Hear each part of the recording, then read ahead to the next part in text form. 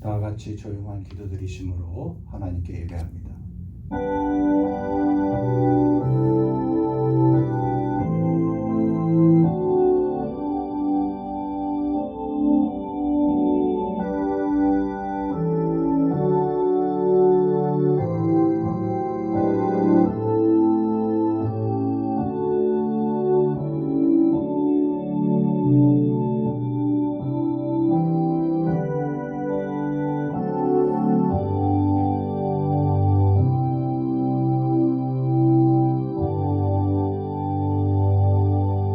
여호와께서 기다리시나니 이는 너희에게 은혜를 베풀려 하심이요 일어나시리니 이는 너희를 긍휼히 여기려 하심이라.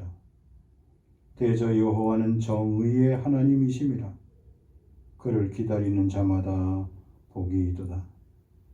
살아계신 아버지 하나님, 오늘도 우리와 함께해 주셔서 우리들의 진실된 예배를 기뻐 받아 주시니 감사합니다.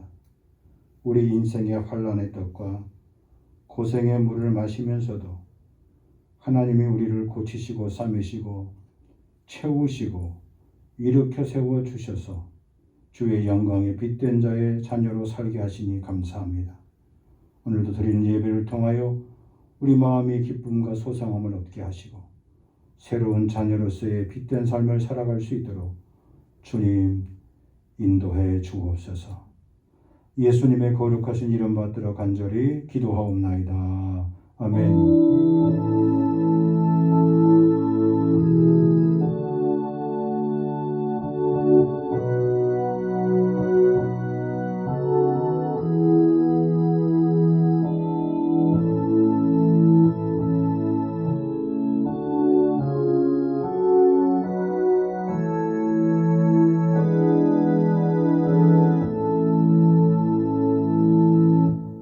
찬송 43장입니다.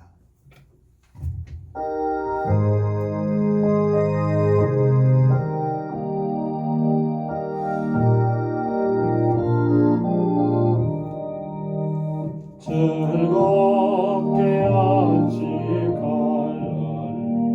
반갑고 좋은 날 내 마음을 평태하니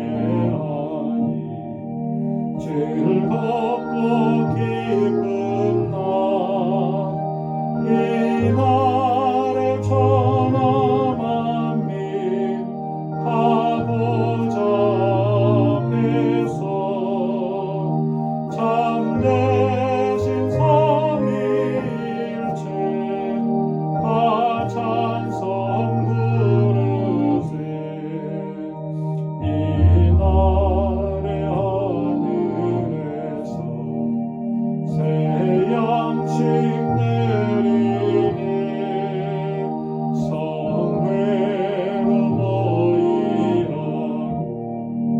종소리 울리네. 복음의 밝은 빛은 온 세상 비치며 또 영생 물이 흘러 시원케 하시네. 이 주일 지킴으로 새 은혜 입어서 영원히 쉬는 곳에 다 올라갑시다. 성부께 찬미하고 성자와 또 성령 참되신 삼위일체 다 찬송 부르세.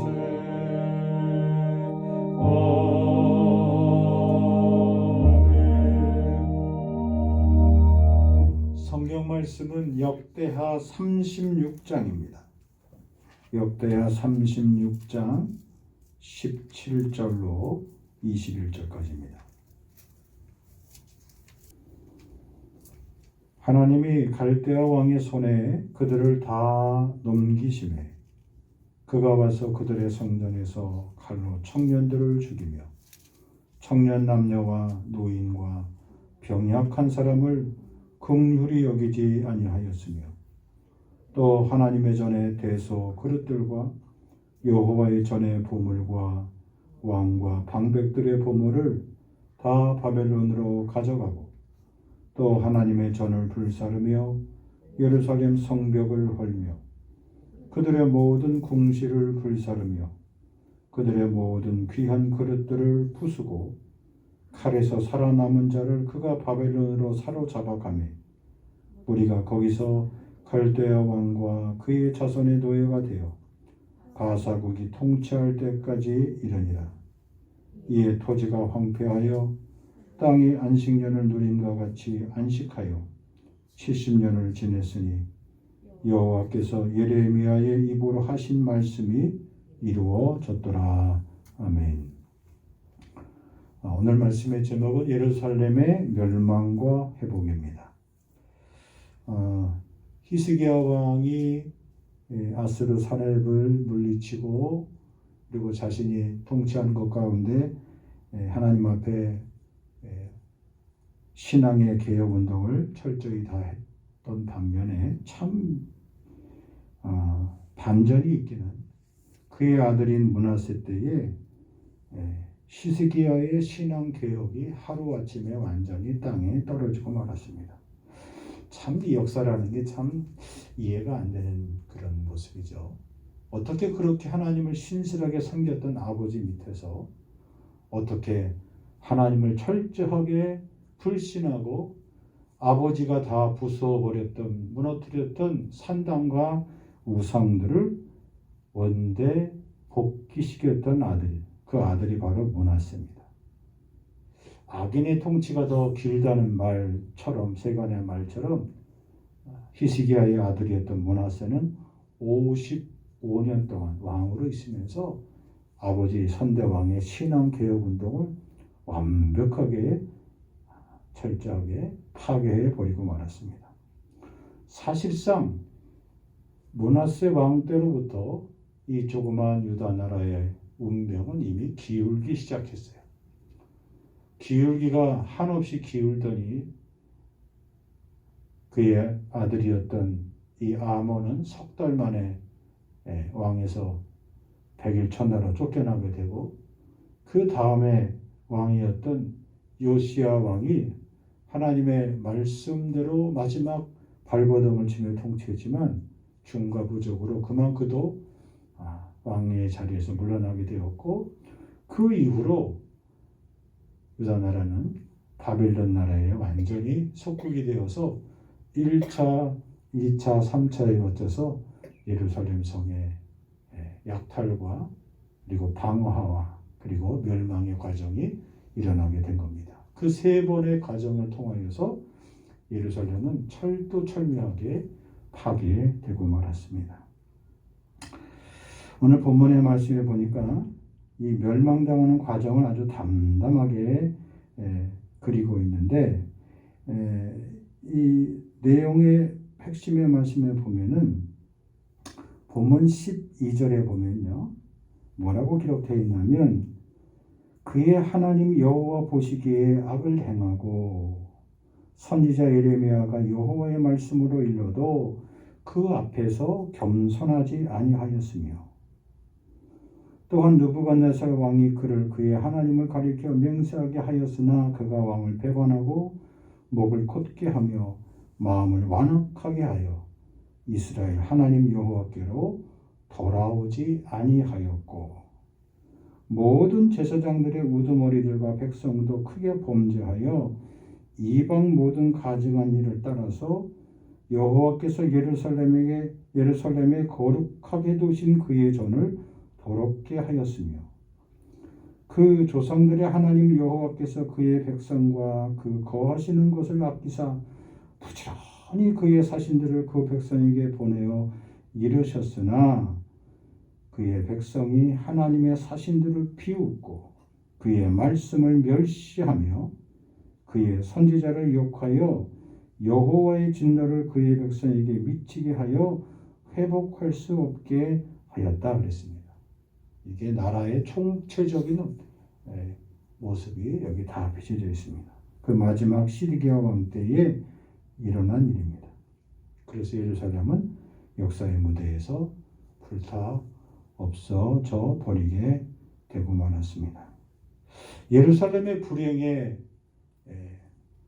시작은 이렇게 철두철미하게 성전이 그릇을 다 빼앗기고 성전에 있는 모든 하나님 중심의 신앙의 사람들이 다 끌려가게 되고 그리고 다시는 회복될 수 없는 그런 멸망의 자리에 빠지고 말았습니다.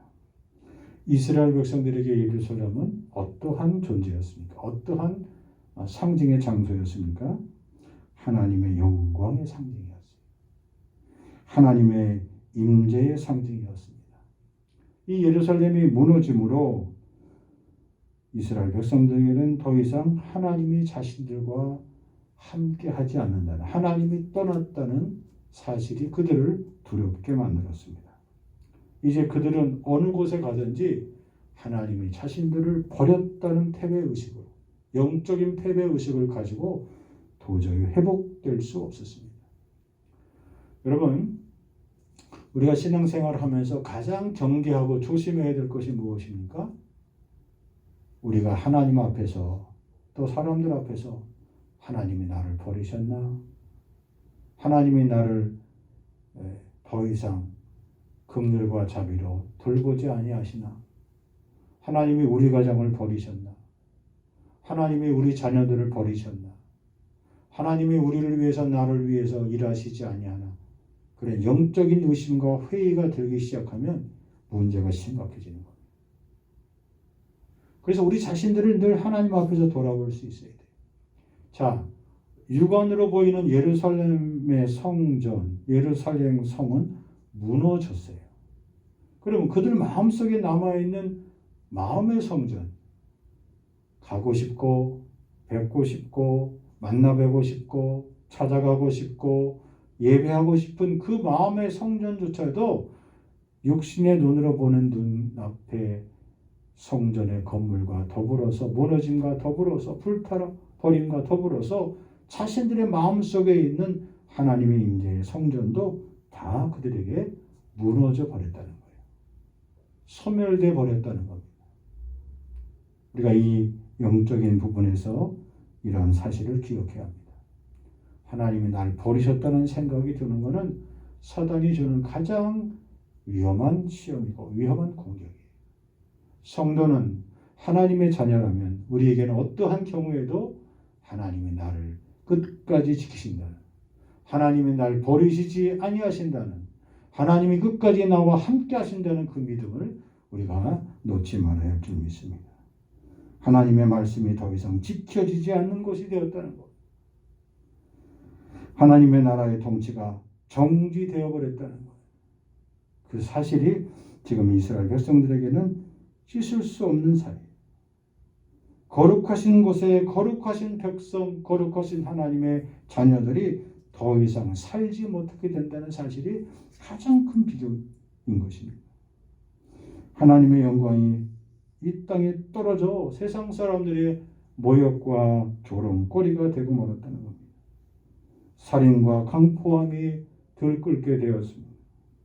청년들과 오늘 본문에 보니까 노인과 병약한 자들이 혹독한 학대를 받게 됩니다. 사회가 희망이 없는 사회로 강포한 사람들이, 약한 사람들이 차지하는 땅에 널려있게 된 겁니다. 하나님이 떠난 자리, 하나님이 떠난 백성, 하나님이 떠난 나라, 하나님이 떠난 사람의 삶의 현장이 이렇게 참혹함을 우리가 잊지 말아야 합니다. 이런 모습은 아담과 하와가 하나님의 품을 떠나서 하나님의 동산을 떠나고 난 이후로부터 계속적으로 반복된 우리 삶의 자아상입니다. 땅에 엉겅퀴와 가시가 나고 그것을 제거하고 땅에 씨앗을 심고 열매를 거두기 위하여 애써 땀 흘리며 수고하여 그 식물을 의지하며 살아가게 되는 거예요. 죄악으로 인하여 죄된 우리의 연약한 품성을 통하여 하나님의 통치를 잃어버린 사태가 벌어지게 된 겁니다.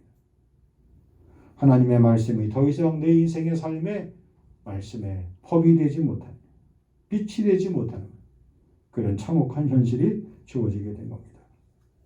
시편 119편 105절의 말씀에 보면 주님의 말씀은 내 발의 등이요 내 길의 빛이라 그랬어요. 주님의 말씀이 더 이상 우리 인생의 등과 빛이 되지 못하는 안타까운 현실이 지금 문 앞에 펼쳐지고 있는 거예요. 119편 165절 주의 법을 사랑하는 자에게는 큰 평안이 있는데 저들에게는 더 이상 인생에 장애물이 없는 거예요. 장애물도 딛고 일어서는, 장애물을 디딤돌로 딛고 일어설 수 있는 지혜와 믿음과 용기가 있는데 하나님의 임재와 하나님의 통치가 떠난 사람에게는 주의 말씀의 법이 역사할 재간이 없어요. 그러므로 예루살렘의 의미는 하나님의 통치예요. 하나님의 임재예요. 하나님의 역사예요. 하나님이 나와 함께 한다는 동행의 중요한 지표가 되는 겁니다.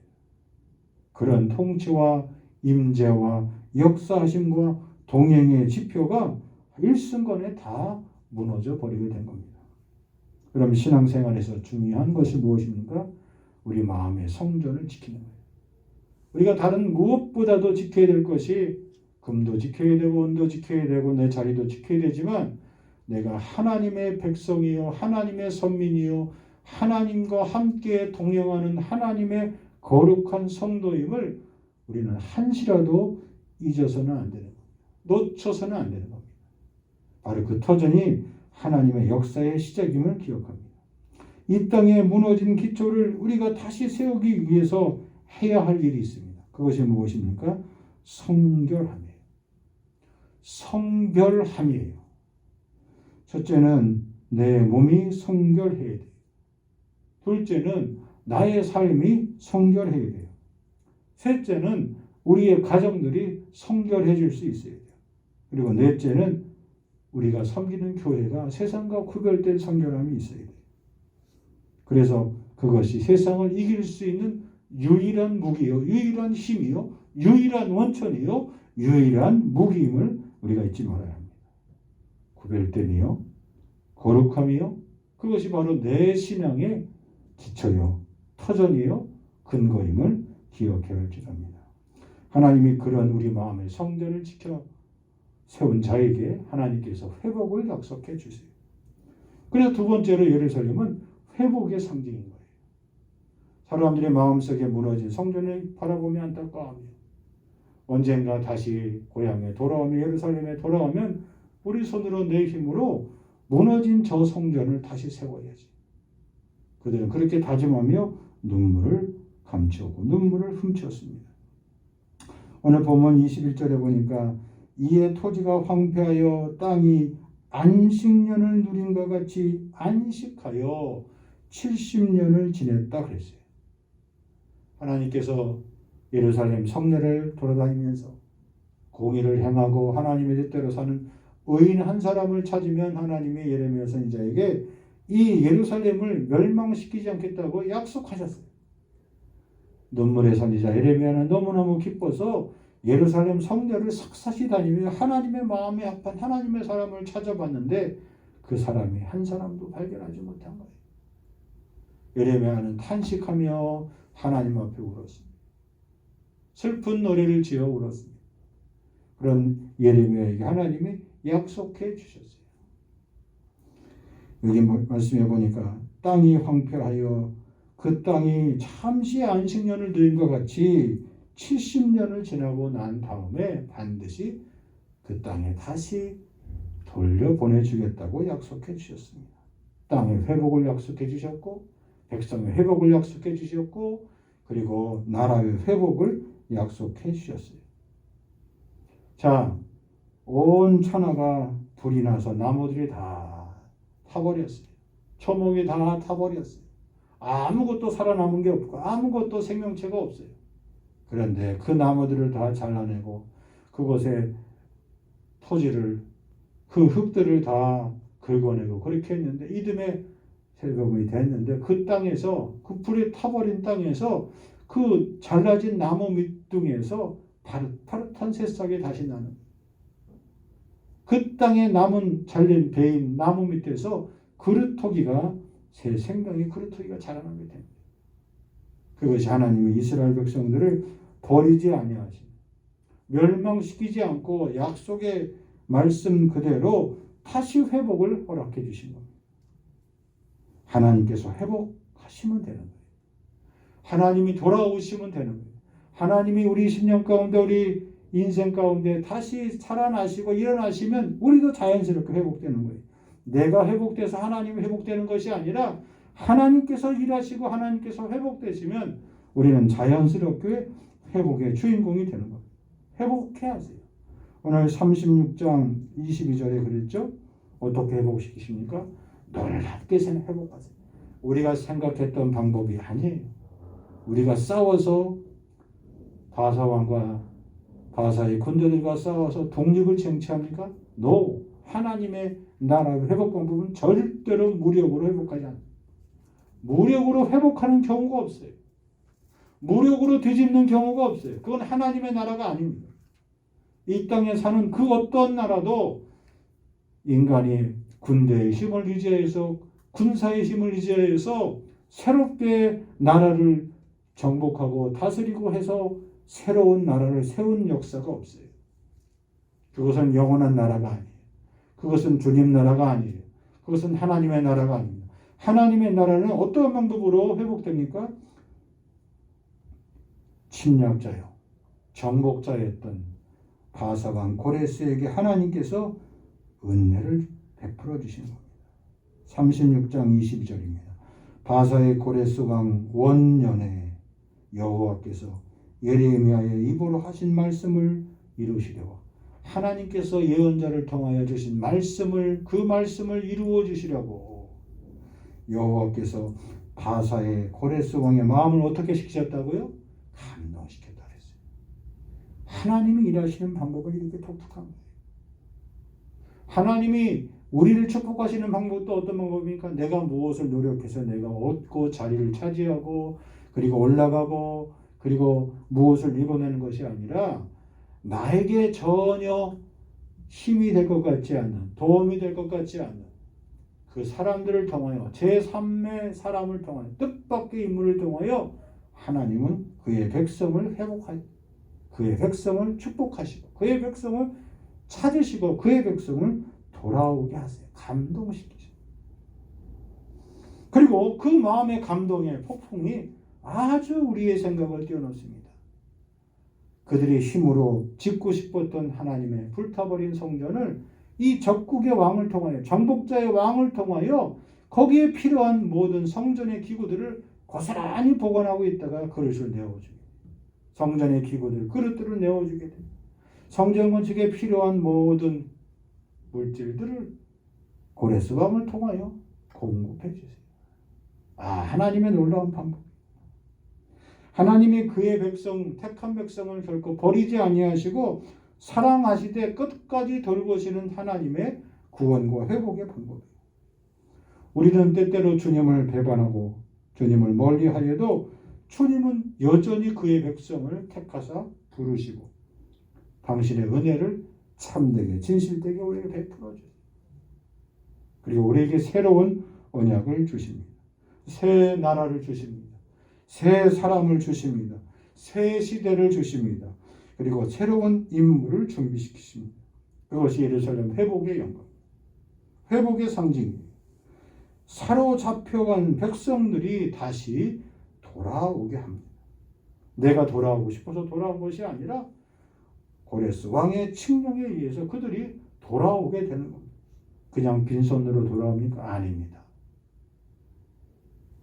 다시 돌아와서 살 수 있는 모든 것들을 손에 쥐어서 돌려보내 주십니다. 그게 바로 하나님의 감동의 역사예요. 새 예루살렘의 역사요. 새 예루살렘의 영광입니다. 여러분 우리가 예수를 믿는 그 믿음의 원천이 무엇입니까? 믿음의 자랑이 무엇입니까? 하나님이 우리를 그렇게 우리에게 회복해 주시는 거예요. 채워주시는 거예요. 세워주시는 거예요. 그리고 품어주시는 겁니다. 그리고 도와주시는 겁니다. 그리고 열어주시는 겁니다. 그리고 풀어주시는 겁니다. 그리고 우리를 충만하게 당신의 도구로 사용해 주시는 겁니다. 그런 회복의 역사가 우리 모든 성도에게 임하길 주의 이름으로 간절히 축복합니다. 마지막으로 우리 마음의 성전을 다시 돌아보게 합니다. 여러분, 이렇게 회복된 성전도 역사 속에서 로마의 제국에 의해서 다시 무너지게 돼요. 헤롯 왕이 유대인의 환심을 사기 위해서 40년 동안 또다시 세 번째로 휘황찬란하게 성전을 지었지만 그 성전도 결국 이방의 나라들에 의해서 무너지게 돼요. 자, 이스라엘 백성들이 이제는 완전히 뿔뿔이 흩어졌어요. 다시는 이곳에 돌아오지 못하게 2000년 동안 유리하며 방황하며 흩어져 살았습니다. 아무도 하나님을 마음껏 섬길 수 없는 그런 참혹한 지경이 있어요. 바로 그때 이스라엘 백성들이 깨달은 게 있어요. 뭘 깨달았을까요? 그들은 눈으로 보는 성전도 무너졌고 자기들 마음속에 있는 성전도 무너졌어요. 언제 다시 그들이 고향에 돌아갈지, 그들이 모인 곳에 하나님의 임재의 상징인 예루살렘을 다시 회복할지 그들은 마음속에 절망하고 낙심했어요. 절망하고 낙심했던 그들에게 하나님이 주신 성전이 있습니다. 그 성전이 무엇입니까? 말씀의 성전이에요. 그래서 그들은 말씀을 자신들과 자신의 자녀들에게 가르치기 시작했어요. 나라가 뺏겨도 우리가 뿔뿔이 흩어져서 갖은 수치와 모욕을 당해도 하나님의 말씀을 가슴에 품은 이 말씀의 성전, 내 마음의 성전은 어느 누구도 빼앗길 수 없다는 그 사실을 그들이 깨닫게 되고 그들은 모이는 곳마다, 쫓겨가는 곳마다, 피난처 되는 곳마다 곳곳에서 그들은 말씀을 가르쳤어요. 그리고 하나님의 말씀을 끊임없이 가르쳤습니다. 신명기 8장 2절 이하에 있는 말씀입니다. 내 하나님 여호와께서 이 40년 동안에 내게 광야길을 걷게 하신 것을 기억하라. 너를 낮추시며 너를 시험하사 내 마음이 어떠한지 그 명령을 지키는지 지키지 않는지 알려 하심이라. 너를 낮추시며 너를 줄이게 하시며 또 너도 알지 못하면 내 조상들도 알지 못하던 만나를 내게 먹이신 것은 사람이 떡으로만 사는 것이 아니에요. 여호와의 입에서 나오는 모든 말씀으로 사는 줄을 내가 알게 하려 하십니다. 사람이 떡으로만 사는 것이 아니요 여호와의 입으로 나오는 모든 말씀으로 사는 줄을 내가 알게 하려 하십니다. 여러분, 우리가 세상살이에 지치고 힘들고 어렵고 괴롭고 절망스럽고 낙심될 때 무엇 때문에 우리가 다시 일어설 수 있고 살아날 수 있습니까? 사람을 통해서입니까? 사람을 만나서 자신의 안타까운 처지를 얘기해서 일어납니까? 회포를 풀고 정담을 나눠서 내 인생을 상담을 하고 그리고 내담자를 통하여서 그것이 회복됩니까? 그 무엇보다도 우리 마음의 성전, 내 마음의 성전을 가꾸는 데 힘쓰십시오. 제가 누차례 여러분과 말씀드렸죠? 내가 혼자 있을 때, 나 홀로 있을 때, 내가 홀로 외로워서 마음이 지치고 괴로울 때, 그럴 때 나는 무엇을 하느냐? 이 말씀이죠. 내 마음의 성전을 가꾸시기에 여러분의 남은 생애를 다 힘쓰시기 바랍니다. 예수님께서 비유로 말씀하시면서 요한이 이 초대교회 7교회에 대한 환상을 쫙 봤을 때 7교회가 다 나오고 있는데 그 7교회를 향하여 하신 말씀을 다 하시고 난 다음에 주신 말씀이에요. 계시록 3장 20절 말씀. 주님의 모습이 어떤 모습으로 비춰집니까? 우리 마음의 문 밖에서 두드리시는 모습으로 거기에 기록되어 있습니다. 볼지어다 내가 문 밖에 서서 두드리노니 누구든지 내 음성을 듣고 문을 열면 내가 그에게 들어가 그와 더불어 먹고 그는 나와 더불어 먹으리라. 여러분, 이거 하루에도 몇 번씩 그리고 한 달이면 수십 번씩 1년이면 수백 번씩 매일매일 먹는 나의 식탁, 그 식탁의 한자리에 주님이 함께하고 계신다는 그 사실을 우리가 잊어서는 안 되는 거예요. 내가 오늘 하루도 주님과 함께 먹고 주님과 함께 가고 주님과 함께 거하고 주님과 함께 다니고 주님과 함께 쉬고 주님과 함께 오늘 하루를 마감한다는 그런 마음의 자세. 내가 가는 길, 내가 살아가는 내 인생의 모든 길가에 주님이 한시도 내가 호흡하는 동안도 주님이 나와 같이 계신다는 사실.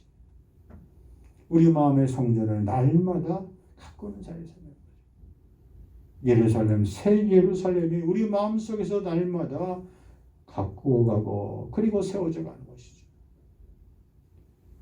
비록 눈앞에 보이는 예루살렘의 성전은 사라지고 없어졌지만, 무너졌지만, 다시 볼 수 없지만 주님은 날마다 내 마음의 성전 삼고 주님이 계심을 믿고 고백하며 사는 성도의 삶, 그 삶이 오늘 예루살렘의 멸망과 그리고 회복의 영광을 통하여 주시는 말씀의 교훈입니다.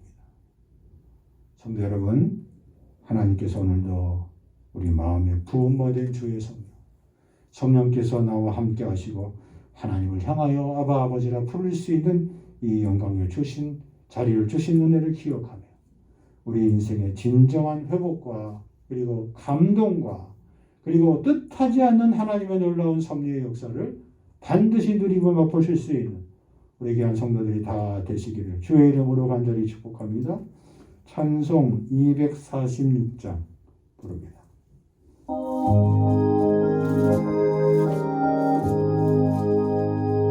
나 가나안 땅 위한 성에 들어가려고 내 무거운 짐 벗어가려네.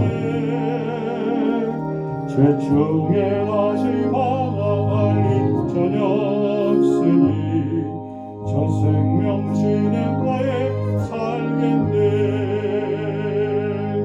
길이 살겠네. 나 길이 살겠네. 저 생명 시냇가에 살겠네. 길이 살겠네. 나 길이 살겠네. 저 생명 시냇가에 살겠네.